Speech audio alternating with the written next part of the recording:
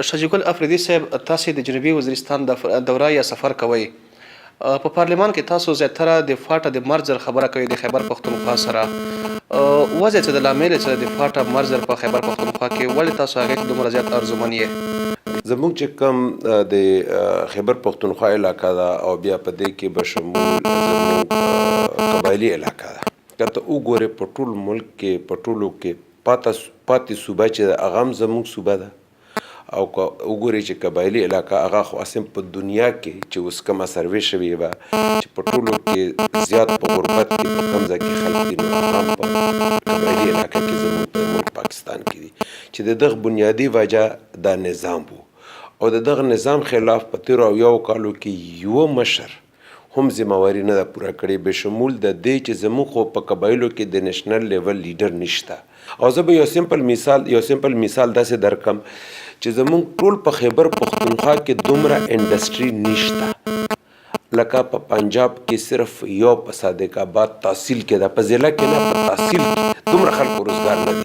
نو چې روزګار نه وي نو ظاهره خبره چې زموږ نه به څه جوړېږي، زموږ نه به انتها پسند جوړېږي، زموږ نه به دا جوړېږي چې موږ به خلکو ته آی ډي ګانې ږدو، موږ نه به دا جوړېږي چې په موږ باندې به هم د دهشتګردۍ لیبل لګېږي. ناممکنه خبره ده چې ستا په وزیرستان کې امن نه وي او ته په ټانک او په ډي خان کې امن راولې. دا ناممکنه خبره چې ستا په میرلي کې امن نه وي او ته په بنو کې امن راولې. دا ناممکنه خبره چې ستا په خیبر کې امن نه وي او ستا په خیبر کیپیټل چې صوبې چې هغه که ته د شیشو محلت پکې جوړ کې هغه په امن کې کیدی نشي. هم دغه شانتې چې په خیبر پښتونخوا کې امن نه وي نو په ملک کې امن نشي راتلی، نو ملک ته بهر نه انویسټمنټ نشي راتلی. مونږ به ځان ته دوکه ورکو چې مونږ ووایو چې سیپیک به گیم چینجر ثابتېږي. دا دوکه ورکول دي. سوال نه پیدا کېږي چې تر هغې پورې زموږ سیپیک یا زموږ اقتصادي ترقي وشي یا زموږ خلک په روزګار شي. همدغه شانتې به مونږ زموږ ځوانې او زموږ خولې به بهر ملکونه جوړوي، لکه عرب هم جوړ کړل، لکه اسلام آباد هم جوړ کړو، لاهور هم جوړ کړو، کراچي هم جوړه کړه او په خپله اوس هم په خاورو کې پراته یو. سیپیک که مونږ وایو چې گیم چینجر یې ثابتوو نو د هغې دپاره به مونږ ضرور قبایلي علاقه په قومي دایره کې شاملوو، ځکه چې په دنیا کې یو ملک هم نشته چې چېرته په کوم ملک کې دننه داسې علاقه وي چې چېرته آیین او قانون ایکسټینډ نه وي. لکه اوس پوښتنه دا پیدا کېږي، تاسو هم وایئ چې په قومي دایره کې راوستل پکار دي. تاسو چې کوم مخالفین دي، که هغه مولانا فضل الرحمن ډله ده یا محمود خان اچکزی ده، هغه هم دا خبره کوي. خو مشکل دا ده چې تاسو د انضمام خبره کوئ او هغه ځان ته صوبې خبره کوي. په ځان ته صوبه کې څه مشکل ده تاسو ته؟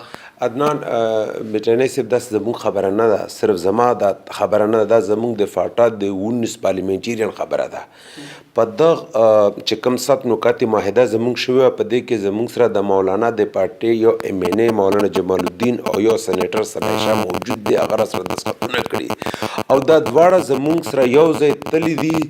موږ 19 پارلیمنټیرین چیف صاحب ټیم رانه کړو، کور کمانډر ته یې وویل چې ته ورسره ملاو شه. موږ کور کمانډر ته لاړو، د غرمې ډوډۍ مر سره وخوړه، تحفې هم راته راکړې او موږ ورته وویل چې موږ سټیټ ته دا وایو چې موږ همغه شان پاکستانیانو لکه څنګه د لاهور، اسلام آباد او د کراچۍ پاکستانیان دي، موږ ته همغه حق راکوي چې څه هغه حق هغو ته حاصل دی. موږ 3 آپشن باندې دا معاهده کړې وه چې که موږ ته ځان ته صوبه سټیټ راکوئ موږ یې ته منظوره ده، که موږ ته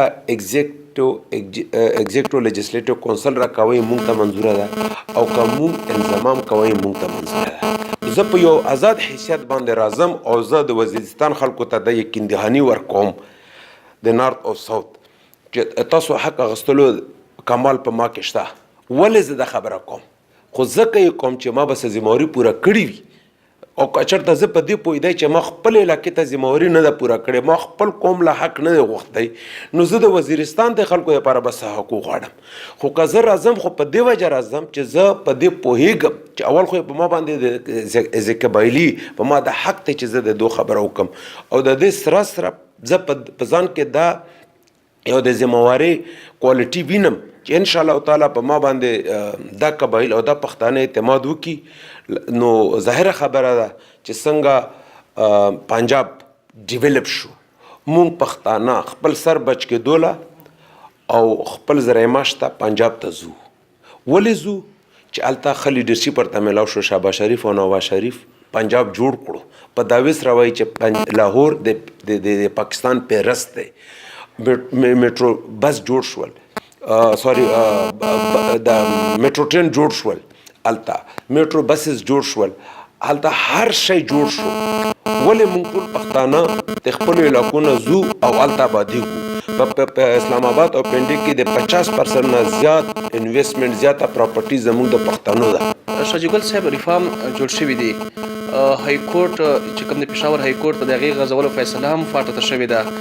دا فیصله خو به څلو په آیین کې چې کوم بدلون دی هغه به کېږي خو که تاسو راته ووایئ چې دا بدلون یا دا پروسس اوس په کوم پړاو کې ده؟ عدنان بیټانی صاحب ان شاء الله تعالی چې په دې سیشن کې به امید دی چې د پېښور های کورټ او د سپریم کورټ ایکسټینشن وشي انصاف دروازه به موږ قبایلو ته ملاو شي. ظاهره خبره چې هغې سره بیا موږ چې کوم ریفارم جوړ شوي دي که هغه باندې کوم امپلیمنټیشن نه کېږي نو هغه به موږ های کورټ ته تللی شو سپریم کورټ. بل دا چې د ریفارمز کوم امپلیمنټیشن کمیټي ده هغه اوس د وزیر اعظم چیر کوي او د وزیر اعظم سره پکې آرمی چیف هم د کمیټې ممبر شو او کور کمانډر پېښور هم شو او د خیبر پښتونخوا وزیر اعلی هم ممبر شو. نو اوس عدنان په دې کې څه رکاوټ نشته چې دا انضمام به ونه شي. صرف هغه خلک وایي چې دا انضمام ناممکنه دی یا په دغه خلاف هغه څه خپل سیاسي پوینټ سکورینګ کول غواړي چې هغه به باندې بیا څه سودابازي وکړي. بس زموږ په مړو زموږ په وینو باندې چې څومره سودابازیانې شوي دا کافي دي. د دې نه پس که هر یو لیډر هم زموږ په مړو زموږ په وینو سوداګانې کوي نو کم از کم موږ به هغه پټ نه ساتو موږ به یې عوامو ته ښکاره کوو. په وروستیو کښې د خیبر پښتونخوا د قبایلي سیمو ګورنر ظفر اقبال جګړه صاحب نور ځای وړاندې له میډیا سره یو خبره کړې ده چې مولانا فضل الرحمن او محمود خان اچکزی دغه هم سره شوي دي او د فاټه مرجر به ډېر زر یقیني شي. د خلکو دپاره یوه ډېره غټه او نوې خبره ده خو په هغې باندې خو محمود خان اچکزی خپل نظر راغلی مولانا فضل الرحمن هم نن ټاکې خبرې کړي دي او هغې بیا هم مخالفت اعلان کړی دی نه کې تر اوسه پورې د دې په حواله داسې چې واضح بیان نه راغلی. نو ګورنر دې خبرو کې څومره حقیقت ده؟ ګورنر په خبرو کې ځکه زه حقیقت وینم چې دواړه د حکومت اتحادیان دي. دغه نه ظاهري کې ده چې دا د حکومت سره په یوه طریقه باندې خبرې کوي او عوامو ته بل غلط میسج ورکوي بیا عوام ګمراه کوي ځکه چې ګورنر خو څه ورکوټی کس نه دی. ګورنر خو د خیبر پښتونخوا او د قبایلي علاقې ایگزیکټور دی او ډېر ذمهوار کس وي په حکومت کې په دریم کس دی په حکومت کې لکه پرایم منسټر او پریزیډنټ پرایم منسټر او بیا ګورنر او ګورنر په ذمهوارۍ سره دا خبره وکړي چې زمونږ د اتحادیانو سره خبرې شي د مولانا صاحب او اچکزي صاحب سره خو څه شوي دي خو دا د عوامو نه پټوي مطلب ده نو دا بیا عوام ګمراه کوي. لکه همدا خبره ما په پارلیمنټ کې مولانا صاحب او اچکزي صاحب دواړو ته کړې ده چې تاسو د وزیر اعظم سره ملاویږئ او بیا د هغې نه بعد خبره کوئ چې مونږ له حکومت دوکه راکړه. دوکه خو تا قبایلي عوامو ته پښتنو ته او پاکستانیانو ته ورکړه چې کم از کم ته د قبایلو په حواله خبره کوي خو په کار ده چې اول خو قبایلو له راشي هغو سره مشوره وکړي. خو اوس پوښتنه دا پیدا کېږي چې وفاقي حکومت یا مرکزي حکومت چې کوم دی هغه د قبایلو ته نیټه ولې نه ورکوي چې څومره به په دې باندې کار وشي عمل به وشي؟ زه به د دې حواله سره دا خبره وکړم چې یو خو زموږ بدقسمتي د پاناما او د آفشور والا مسله منځته راغله په هغه کې وزیر اعظم صاحب بیزي شو او موږ ډېر کوشش وکړو خو ملاوېدل مونږ شو. بیا پکې وزیر اعظم صاحب ختم شو سپریم کورټ ختم کړو د هغې سره بیا پکې موږ په 9 اکتوبر باندې اسلام آباد ته درنې ته لاړو نو بیا راسره د کوم نوی وزیر اعظم چې خاقان عباسي صاحب کېنستو هغه راته دا یقین دهاني راکړه او د هغې یقین دهاني ژوندی ثبوت دا دی چې مولانا صاحب کوشش کړی و هغه ورته ویلو چې د اسلام آباد های کورټ ورکوي ځکه چې بیا یو ځل بیا چې کله د پېښور های کورټ موږ ته ملاوېدی چې بیا به باندې د خپل څه ګیو اینډ ټیک څه سودابازي په موږ کړې وای خو هغه موږ په هغه باندې سټینډ واخیستو او موږ لاړو اسلام آباد ته نو په هغه درنه کې چې کوم کمیټمنټ کړی کمیټې نه د لا اینډ جسټس کمیټې نه د بل پاس شو د پېښور های کورټ انشاءالله تعالی چې سیشن شروع دی په دې روانو ورځو کې منګل بود باندې به دا بل پارلیمنټ ته راځي او په پارلیمنټ به د پېښور های کورټ او سپریم کورټ ایکسټینشن کوي. مولانا فضل الرحمن تاسو د امریکا په ایجنټ یا د هغه دپاره په همکارۍ باندې تورزن ترزنوي دا وایي چې هغې کښې د امریکا لاس ته خو دا خو د مولانا پخوانی عادت دی چې که سپک په خلاف څوک هم خبره کوي په هغې کې څوک خپل حقونه غواړي نو د امریکا په نوم سر ترزنوي. خو تاسې وایي چې اسټابلیشمنټ او فوز غواړي چې اوس فاټه په قبایلي علاقو کښې قبایلي علاقې چې کومې دا په خیبر پښتونخوا کښې مر سي. پوښتنه دا پیدا کېږي چې مولانا فضل الرحمن چې کوم ګوند دی دا خو پرو اسټابلیشمنټ یا شی اړخیزه چې کوم ګوند دی هغه شمارل کېږي او دا وایي چې دا د کوم کار کې هغه د اسټابلیشمنټ په اما باندې کوي او د هغې مثال بیا د افغان جنگ ورکوي.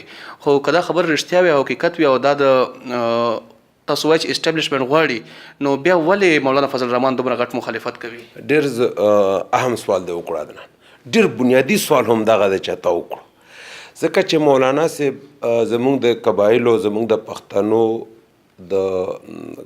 د قتل کېدو او خلق مقتولو کولو یو اهم ذمہوار دی. همدغه ګیله د مولانا په زړه کې ده چې کله قبایلي په قومي دایره کې شاملېدل نو ولې په دې کې ماته رول را نه کړی شو. خو بنیادي خبره هم دغه ده چې که موږ اوس په قومي دایره کې شاملېږو موږ د چا په خوله نه شاملېږو. دا اواز ما او زما ملګرو اوچت کړی او دغه سټیج ته هم خبره رسولې ده او فوج زموږ ملګرتیا نه کوي خو فوج د دغه انضمام مخالفت نه کوي. نو په دغه ځای کې دی اوس فوج باندې دا تهمت ضرور لګوي. زه دا خبره په ریکارډ باندې او په اوپنلی او په میډیا ته او د دغه نه غټه اداره په دنیا کې نشته ځکه چې ماته پته چې دا به په څو ژبو کې ټرانسلیټ کېږي. زه ځکه په اوپنلی په کلا هغه باندې دا خبره کوم چې د مولانا صاحب د مخالفت یوه وجه هم دغه ده چې هغه دا وایي چې کوندې دا شاجي اسټابلیشمنټ راوچت کړی دی. نه زه اسټابلیشمنټ راوچت کړی او ځکه بیا ورسره دا تهمت هم لګوي چې دا امریکا غواړي. امریکا هیڅ کله هم نه غواړي چې د موږ ملک مستحکم شي. امریکا غواړي په دغه خطه کې چې لکه خاص کر پاکستان چې کم زموږ داسې پټه خبره نه ده چې کم د 9/11 نه بعد زموږ کم کردار پاتې شو مشرف کم کردار زموږ جوړ کړی دی هغه دا چې موږ اعتماد ختم کړی دی. ویسټرن کنټری زموږ د شپېتو کالو اتحادیان وو. اوس ته نن وګوره چې په 13 کالو کې د ویسټرن کنټری نه لکه د یورپ بر اعظم نه د امریکې د بر اعظم نه د استرالیا بر اعظم نه یوم په داسې لیول باندې ډیلیګیشن نه راغلی چې څوک ووایي چې کم 10 کاله مخکې به راتلل. ولې نه راځي؟ هغو په موږ اعتماد ختم شوی دی. هغو سره موږ ډبل گیم کړی وو او اوس واپس د هغو اعتماد بحال کول به ډېر وخت غواړي. خو مولانا که اوس دا تهمت لګوي چې یاره دا د امریکې ایجنټان دي نو زه خو به دا ووایم د دغه جواب په دې طرز باندې ورکم چې دا د کشمیر کمیټې چیرمن دی د 15 کالو نه او د کشمیر مسله چې هغه د انډیا سره ده. نن په افغانستان کې د ټولو نه مضبوط ملک څوک دی؟ انډیا ده. دا مولانا هم دغه شانتي قبایلی علاقه هم جوړول غواړي لکه څنګه کشمیر ځکه خو زموږ انټرنیشنل بارډر متنازع کړو چې هغه د ډیورډ لاین نوم ورکړو. ډیورډ لاین نه د انټرنیشنل بارډر دی چې بارډر نه دی خو کم خلکو سیږي هغه پاکستاني شناختی کارت اخیستی که د افغانستان شناختی کارت اخیستی هغه پاکستاني پاسپورټ اخیستی دی که د افغانستان پاسپورټ اخیستی چې دا وایي چې ډیورډ لاین دی. نو په ده پسې شاته روستو ظاهره خبره ده چې څنګه د کشمیر پالیسي زموږ ناکامه روانه ده انټرنیشنلی په هغه کې موږ هیڅ رول پې نه کړو چې کم د دې نه مخکې حکومتونو پې کولو کومه ذمهواري پوره کړې ده. د هغې وجه صرف د مولانا صاحب چیرمنشپ دی او زه دا ګڼم چې دا مولانا صاحب شاته هم انډیا ده لکه څنګه د کشمیر په کمیټې کې کشمیر پالیسي کې موږ ناکام روان یو همدغه شانتي د انډیا په اما باندې دا د قبایل په قومي دایره کې شاملول نه غواړي چې پاکستان ډیسیبلایز وي چې پاکستان کې امن نه وي په پاکستان کې سیپیک ناکام شي په پاکستان کې مثال خبره ډیولپمنٹ چې ونه شي ترقي را نه شي خلک به بېروزګاره وي خلکو نه بس جوړېږي انتها پسند به جوړي نو دا هغو قوتونه ذمهواري پوره کوي. خو که دا ریفارمز کېږي او دا علاقې په خیبر پښتونخوا کې انضمام کېږي ورسره چې کومې نرسریز دلته لګېدلې وې د دهشتګردۍ په نوم باندې آیا د هغې صفایي ورسره ممکنه ده؟ بالکل بنیادي خبره هم دغه ده عدنان ځکه ده چې هلته د اف آی ای د نیب د آیین د قانون ایکسټینشن وشي نو دا نرسری به ورسره اتومیټیکلی ختم شي.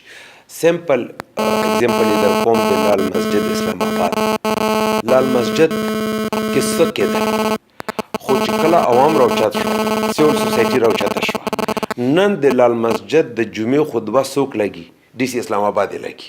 نو چې دا هر څه مونږ ته ایکسټینډ شي ظاهره خبره که دلته څوک د نرسري جوړېدو کوشش وکړي او جوړم شي خو بیا به مثال لال مسجد وي. اخرنۍ پوښتنه څومره زر ممکنه ده په دغې حکومت چې یا بل حکومت ته به انتظار کیږي چې قبایلي اولس په بنیادي انساني حقونو ته رسایي وشي؟